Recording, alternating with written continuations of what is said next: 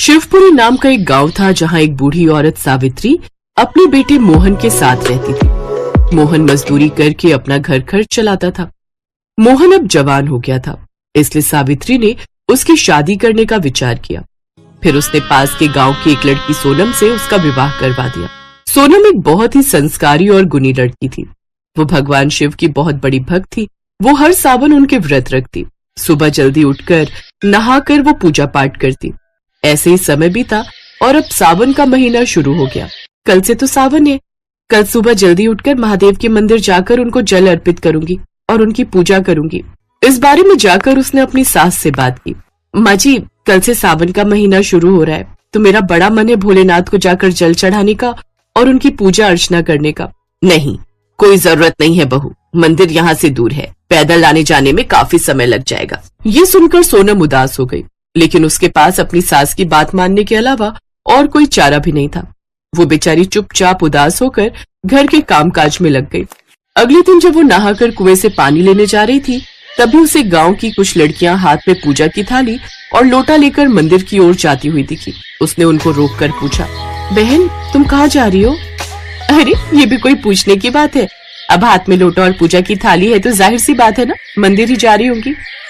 ये बात सुनकर सोनम थोड़ी उदास हो गई। क्या हुआ, आप उदास क्यों हो गई? भगवान शिव मेरे आराध्य देव हैं, लेकिन मेरी सास मुझे मंदिर में उनकी पूजा के लिए नहीं जाने देती। सोनम का उदास चेहरा देख उन लड़कियों ने कहा, आप चिंता मत कीजिए, ऐसा कीजिए आप हर रोज इसी समय पानी लेने कुएं पर आ जाया कीजिए और फिर हमारे साथ मंदिर में पूजा करने चल पड़ा करो।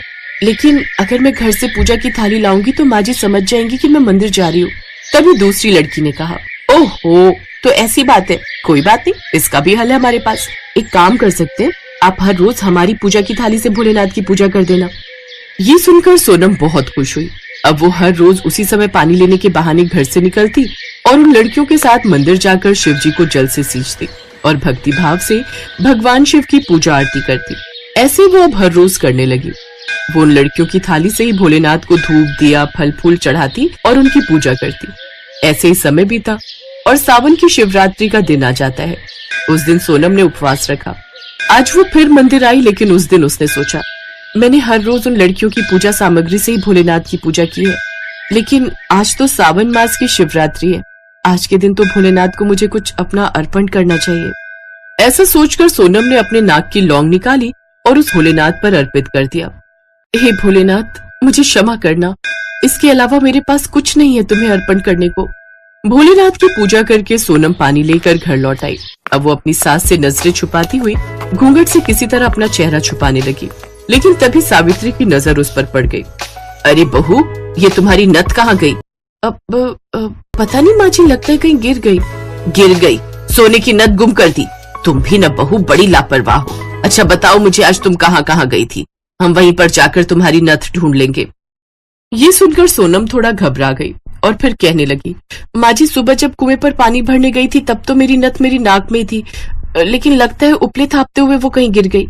हाँ तो चलो फिर हम वहीं जाकर देखते हैं। उन दोनों ने उस जगह पर जाकर देखा, लेकिन उन्हें कहीं भी नथ नहीं मिली।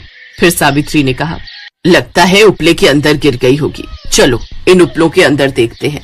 अब छोड़िए ना माँ जी, अब इतने सारे उपले तोड़कर देखोगी? हाँ तो क्या हुआ, अरे मुफ्त की थोड़ी ना आती है सोने की चीज। चल अब मेरे साथ इन सुखाए हुए उपलों में देख। सोनम के पास और कोई चारा नहीं था सिवाय अपनी सास की बात मानने का। वो भी अपनी सास का साथ देते हुए झूठ मूठ से उपलों में लौंग ढूंढने की कोशिश करती है। फिर उन दोनों ने उपले तोड़ने शुरू किए। जैसे ही उन दोनों ने एक एक उपला तोड़ा तो उन दोनों उपलों में से सोने की नथ निकली। ये देख दोनों सास बहू हैरान हो जाती हैं। भला ऐसा कैसे हो सकता है, नथ तो एक थी, फिर ये दो दो कैसे निकल गई? इस तरह उन्होंने कुछ और उपले तोड़े तो उनमें से भी सोने की नथ निकलना शुरू हो गई। ऐसा करते करते हर उपले में से सोने की नथ निकलने लगी। ये देख दोनों सास बहू हैरान रह गई। ऐसा कैसे हो सकता है, मुझे तो यकीन ही नहीं हो रहा। ये सब मेरे भोलेनाथ का चमत्कार है, उन्हीं की वजह से ये हुआ है। मैंने उन्हें एक नथ चढ़ाई और इसके बदले उन्होंने इतनी सारी नथ का ढेर लगा दिया। क्या मतलब? फिर सोनम ने अपनी सास को सारी बात बताई। तभी वहाँ शिवजी प्रकट होते हैं। दोनों सास बहू हक्की बक्की रह जाती हैं और अपने हाथ जोड़ लेती हैं। ये सब चमत्कार मैंने किया है अपनी भक्त सोनम की भक्ति देखकर। सावन मास में इसने हर सोमवार मुझ पर जल अर्पित किया है आज से तुम्हें किसी चीज की कोई कमी नहीं होगी। ये कहकर महादेव अंतर्ध्यान हो जाते हैं। मेरी ही गलती थी बहू, जो मैंने तुझे मंदिर नहीं जाने दिया। लेकिन तू चिंता मत कर, अब से हम दोनों ही हर रोज मंदिर जाएंगे और भोलेनाथ को जल चढ़ाकर उनकी पूजा पाठ करेंगे। ये सुनकर सोनम बहुत खुश हुई। अब वो दोनों सास बहू हर साल सावन में भगवान शिव की पूजा पाठ करने लगे। उन दोनों पर भगवान शिव की खूब कृपा हुई।